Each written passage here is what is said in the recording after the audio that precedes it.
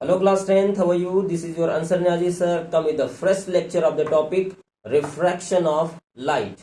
So you have all know about refraction of light. I have told you in previous chapter that what is the reflection of light. But today I am going to tell you that what is refraction of light.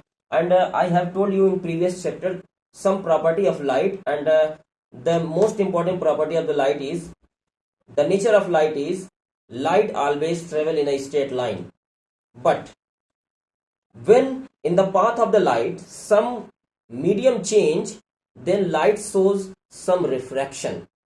Actually में देखो क्या होता है, तुमने पिछले एक chapter में पढ़ा था कि लाइट हमेशा स्ट्रेट जाती है, लेकिन अगर ये स्ट्रेट तभी जाएगी जब उसके पाथ में कोई भी ऑब्जेक्ट नहीं आएगा। ठीक है, अब अगर हम मीडियम को चेंज करते हैं तो जो लाइट सीधी जाती थी, तो इसकी एक प्रॉपर्टी होती है कि अगर light change the medium then it shows the refraction of light.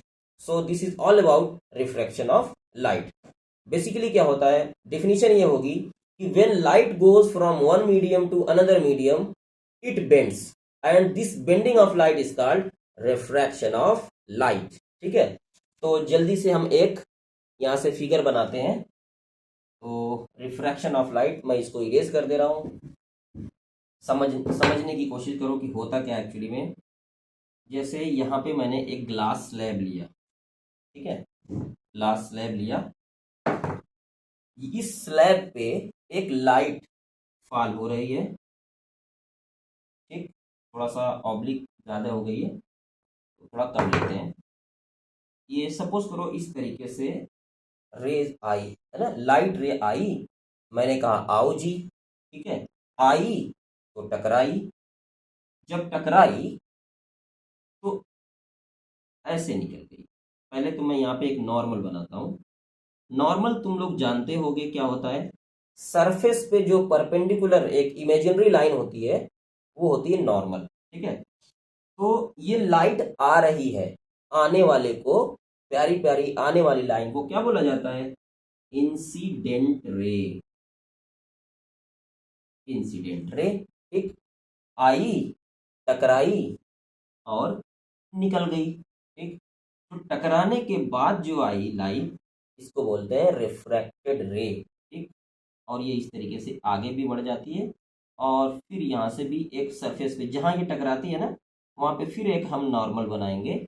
तो इस तरीके से ये फिर इस साइड में ऐसे निकल जाएगी। तो ये जेल से बाहर आ रही है तो इसको बोलेंगे इमरजेंट रे। निकल रही है ना बाहर, इमरजेंट रे। और ये इसको बोलते हैं रिफ्रैक्टेड रे। रिफ्रैक्टेड रे। ठीक, और ये होता है तुम्हारा ऑप्टिकली रेयरर मीडियम। ठीक है, और ये होता है जो ग्लास स्लैब होता है वो optically denser medium. Optically denser medium. ठीक, और ये फिर से हो जाएगा ऑप्टिकली रेयरर मीडियम। समझा रहा हूं, अभी क्या होता है समझा रहा हूं। ठीक है, तो पहले इसको समझ लो, इसकी डिफिनीशन लिखने की कोशिश करना कि when light goes from one medium to another medium it bends and this bending of light is called refraction of light. यहाँ पे कुछ कुछ टर्म आ रहे हैं, जैसे optically rarer, optically denser and optically rarer. तो ऑप्टिकली रेयर का मतलब होता है ओपन स्पेस, ठीक है ना, ओपन स्पेस। और ऑप्टिकली डेंसर मतलब जहां पार्टिकल पास पास होते हैं। ठीक, तो ये रिफ्रैक्शन जो है ये होता कैसे है, देखो, जब लाइट एक मीडियम से दूसरी मीडियम में जाती है तो इसकी स्पीड में कुछ चेंज आता है। ठीक, एक सिंपल सी बात है, हम डेली लाइफ में ऑब्जर्व कर सकते हैं। अगर हम बाइक चला रहे हैं ना, तुम लोग भी चलाते, स्कूटी चलाते रहते हो, हालांकि तुम्हारे पास मैं जानता हूँ ड्राइविंग लाइसेंस है नहीं, लेकिन चला रहे हो। ठीक है, तो जब रेयरर मीडियम में लाइट होती है तो इसकी स्पीड ज्यादा होती है, जब डेंसर मीडियम में होती है तो इसकी स्पीड कम होती है।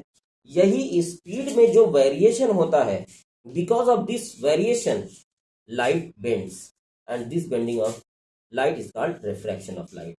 तो क्या होता है, जब लाइट ओपन स्पेस में होती है तो ओपन स्पेस में हमारी स्पीड कैसी होगी, बाइक चलाओगे तो तेज होगी।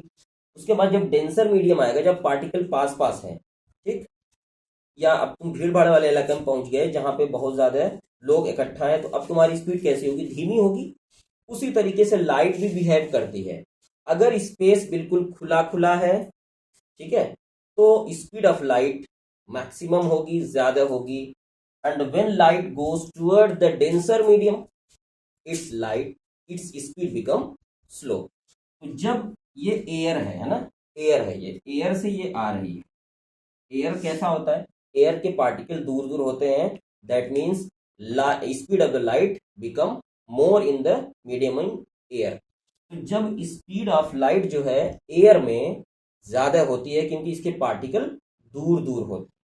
अब उसके बाद जैसे ही ये इसके अंदर इंटर करती है, ठीक, जब इंटर करेगी तो ये तुम्हें पता है कि ये क्या है, ऑप्टिकली डेंसर मीडियम है। ऑप्टिकली डेंसर मतलब पार्टिकल पास पास है। तो जब पार्टिकल पास पास होंगे तो इसकी स्पीड क्या होगी, स्लो हो जाएगी, ठीक है। तो जब स्लो हो जाएगी तो जो इस लाइट का ओरिजिनल पाथ था, ये देखो लाइट कैसे आ रही थी, ये लाइट ऐसे जाना चाहिए था इसको, ठीक है, ऐसे, ठीक, ऐसे आ रही थी ना, तो ऐसे निकलेगी।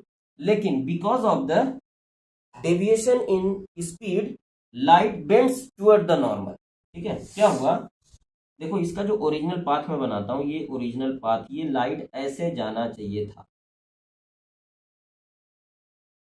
ठीक है, लेकिन इसके अंदर कुछ डेविएशन आ गया, ठीक है। तो इसको तुम्हें याद रखना होगा कि when light goes from rare to denser medium, it bends towards the normal, ठीक है।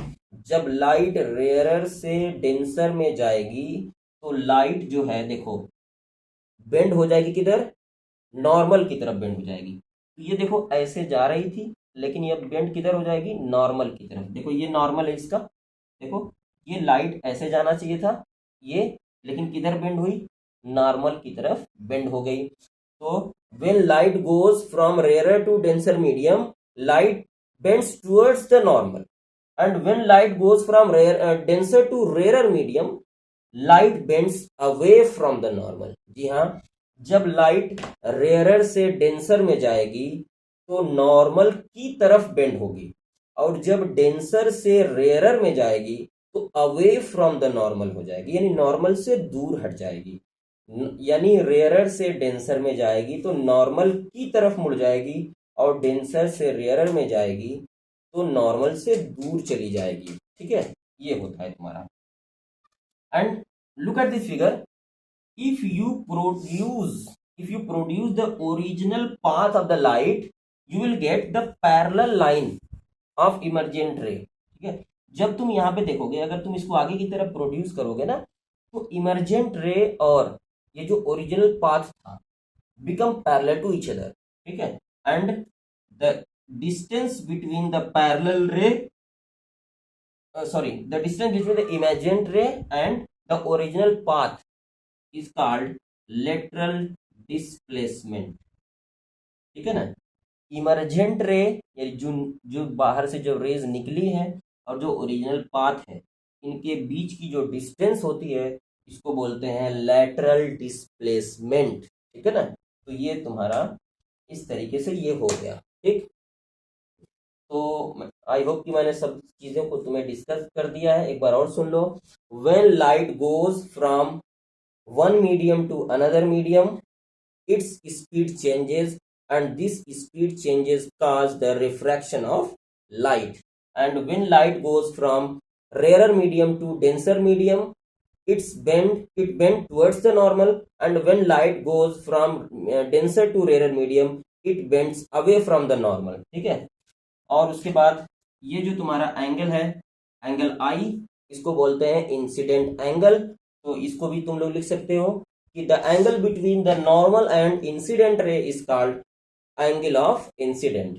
उसके बाद ये जो तुम्हारा होता है angle R, angle of refraction इसको बोलते हैं, एंगल आर को एंगल ऑफ रिफ्रैक्शन। इसकी भी डेफिनेशन लिख सकते हो कि the angle between the normal and refracted ray is called angle of refraction, ठीक है। तो ये तुम्हारा हो गया। उसके बाद एक और कंडीशन आती है कि is there any condition when light goes from one medium to another medium and no refraction take place? ऐसा क्वेश्चन आ सकता है कि क्या ऐसा भी हो सकता है कि लाइट एक मीडियम से दूसरे मीडियम में जाए भी और रिफ्रैक्शन भी ना हो? ऐसा क्या हो सकता है? तो लिखोगे yes, this can be happens because when light goes from one medium to another medium and the incident ray is perpendicular to the surface when no bending take place. ठीक है, तो मैं क्या कहना चाह रहा हूं, अगर कोई स्लैब है और ये रेयरर मीडियम है और ये डेंसर मीडियम है, अगर लाइट सरफेस पे या एक मीडियम से दूसरे मीडियम में अगर जा रही है और अगर परपेंडिकुलर जा रही है, यानी जो तुम्हारा नॉर्मल था उसी पे फॉल हो रही है, इस केस में नो बेंडिंग टेक प्लेस.